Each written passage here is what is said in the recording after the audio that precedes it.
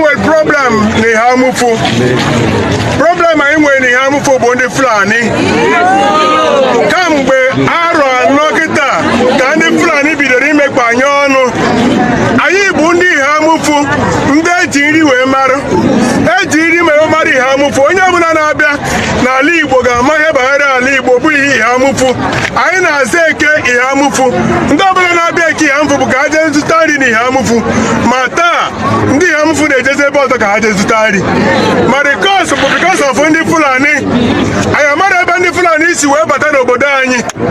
Bịazie jide ọbụnadị obodo anyị ebe obodo 17 wee chụpụ ndị mmadụ ebe anyị nwe ọbụnadị ọgbọnọ, nwere nkwụ, nwere ebe anyị na-akọ ugbo, nwere ebe anyị nwere ụlọ akwụkwọ, nwere ebe anyị nwere ụlọ ọgwụ n'ime agụba anyị, ebe anyị bi lọsere onwe anyị dị ka ndị nọ na be ha. All of a sudden ụnụ Fulani wee bata wee bido igbu ndị be anyị. Kemgbe ka anyị na-agwa unu na ha na-egbu, ọtụtụ mgbe ha egbuo mmadụ 20, ọtụtụ mgbe ma ha egbuo 30, ọtụtụ mgbe ha ebere mmadụ ara, ọtụtụ mgbe ha ebere mmadụ enweghị ha Fulani na-emebeghị anyị. Anyị na-eti mkpu kemgbe na-agwa gọọmenti of Enugu steeti, gọọmenti of Nigeria, gọọmenti of East Local Government biko si nyere anyị aka, maka na akwa anụwa ọ bụrụ na ya awachi ụmụ nwaanyị niile ọ n'ebe a, ndị a bụ ndị o metụtara.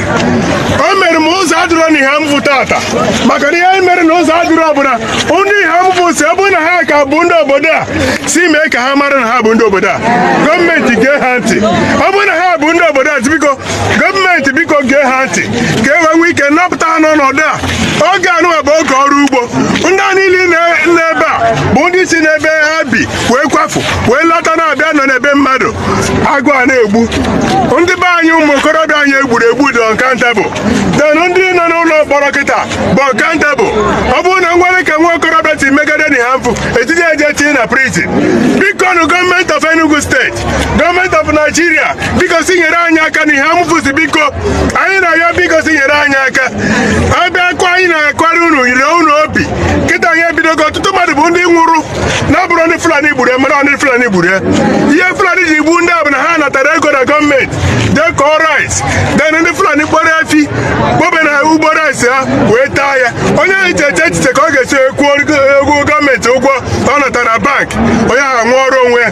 Biko nụ lenu na-enyi, lenu na ihe amụfụ, lenu na ndị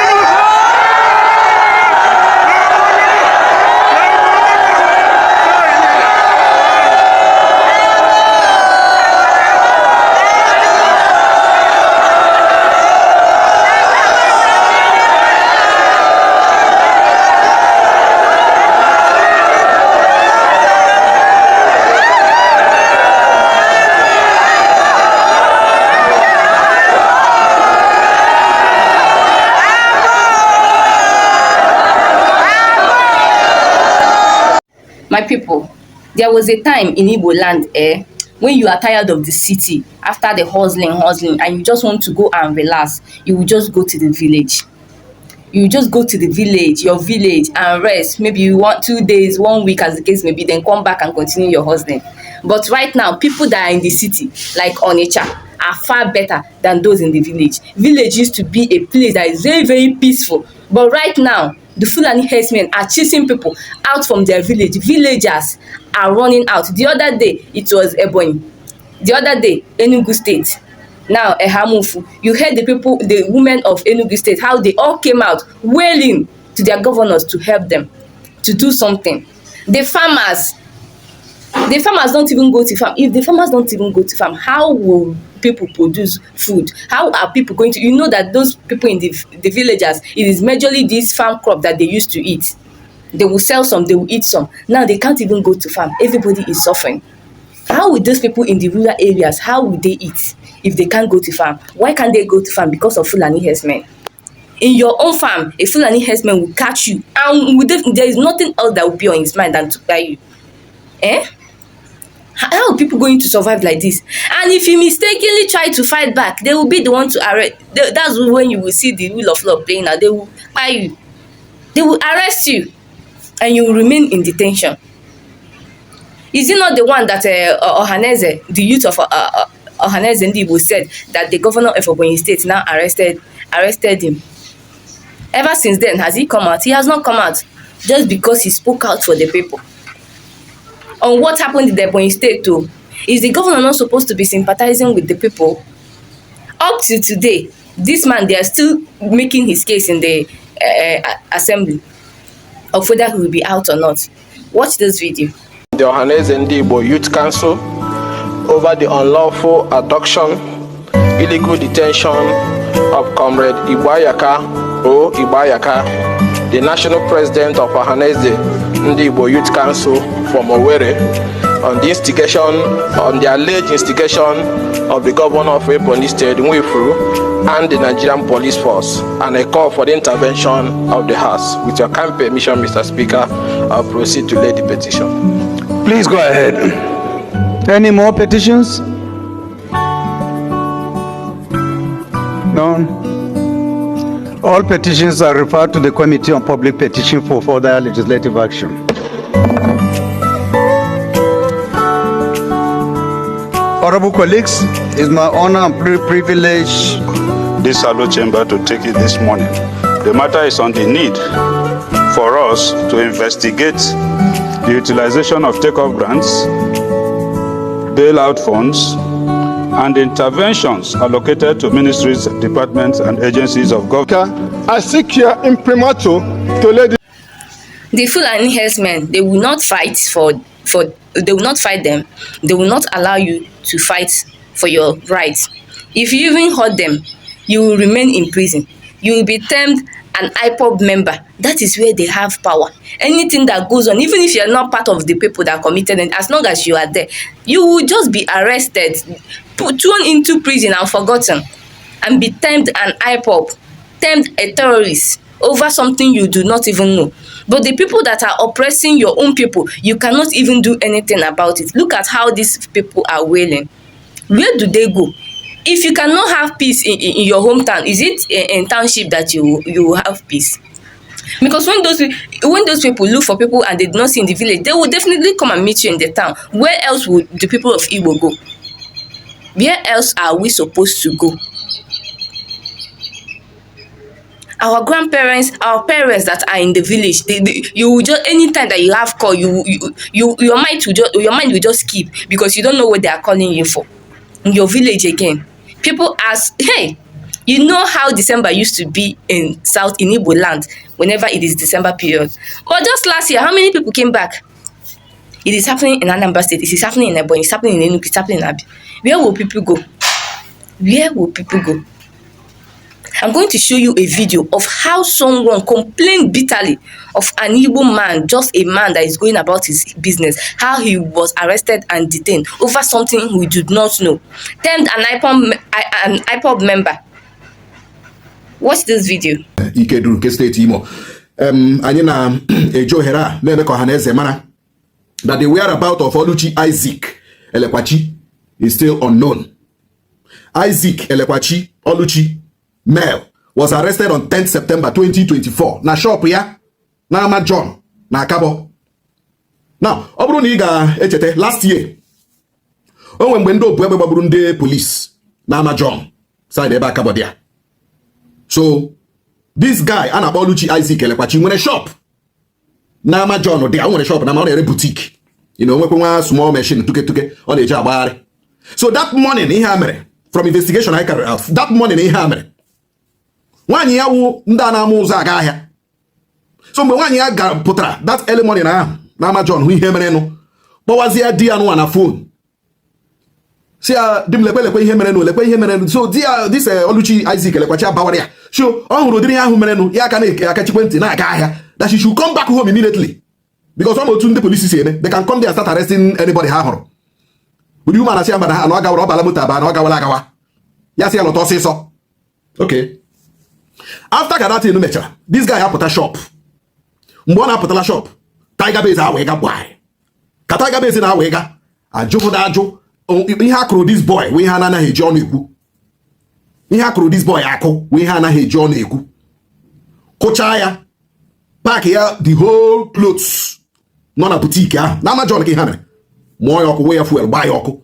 Let me to machine on the jagar buy your there and then. I will play you the video later. I will play the video later. Buy your moyoko. No so nandeburu nde police. Now this young man, so nandeburu nde police. Okay. So the family now came to me when every effort to see this Oluchi Isaac Elekwachi failed. Every effort they made failed. So somebody had delay, got tiger base, seen all that barrier that the family should look for a strong lawyer. Now got in jail. No la barrier that the family should look for a strong lawyer. Can be a lawyer? But what I got caught. So Matthew, okay. I put a call across to Ola, the tiger base commander. Boy, I say so person. So said the picture this guy. I asked him that this guy, no so nande burunde police, Nama John. In fact, even Noki we self, no so nande baragain again oko, now no oko Noki we, no so nande make cause say that is what the constitution of the country says. That is what the law says. That is what the criminal justice, criminal law says. So see, okay, now we want to come for the boy, and the open your court so that you want a lawyer that defend there in a court. Or no, we home. Surely, again, my own. Yes, comrade, that the guy is gone. Oh, the guy is gone. See, I'm gone as a how. I am quoting Ola, Commander Tiger Base.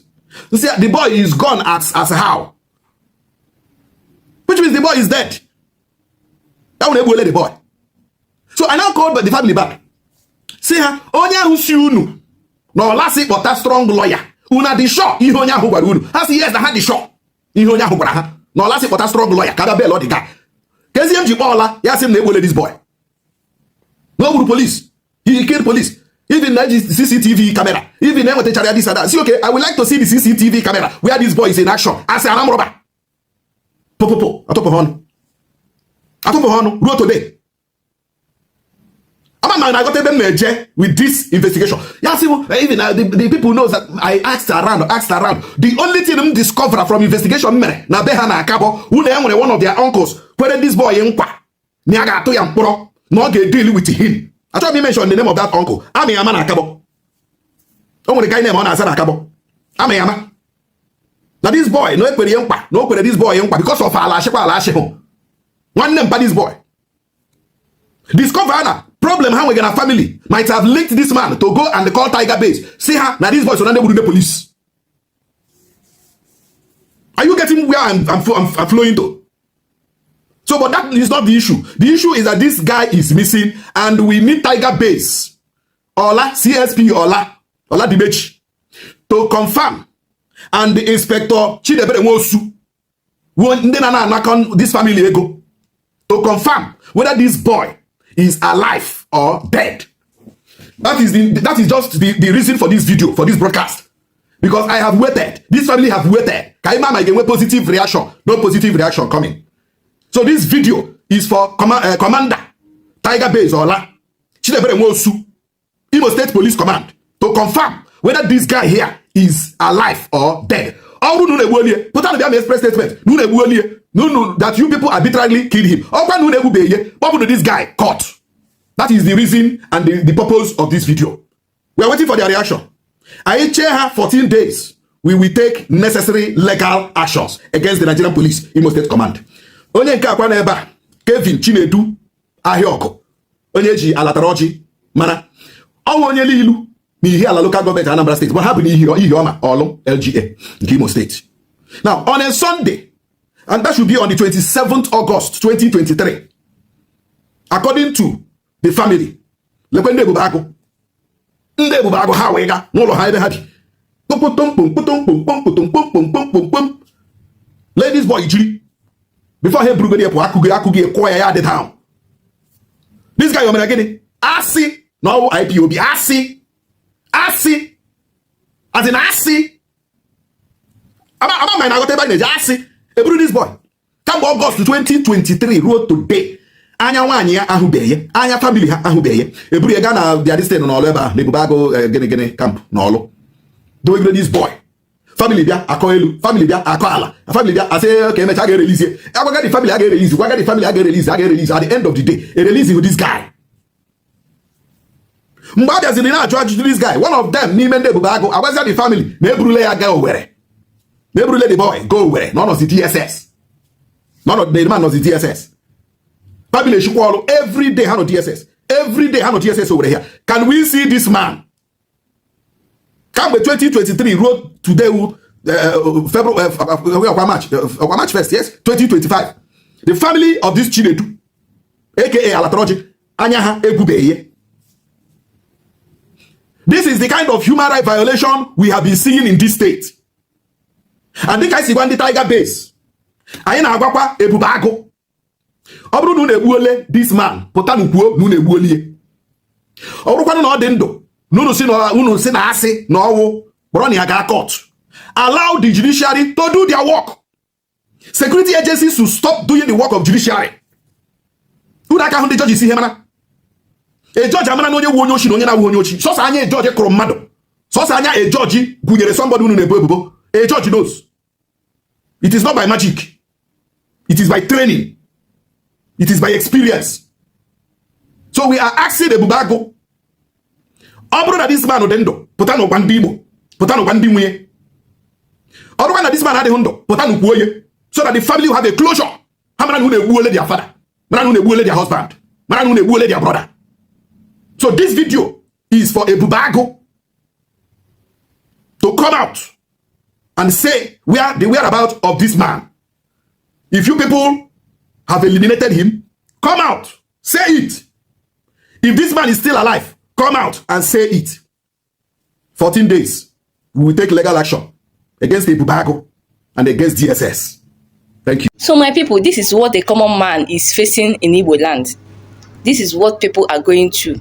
We are not even talking about hunger again. It is for you to be alive and to be healthy, because you don't know where you will turn to, and Fulani Herdsmen will come and meet you there.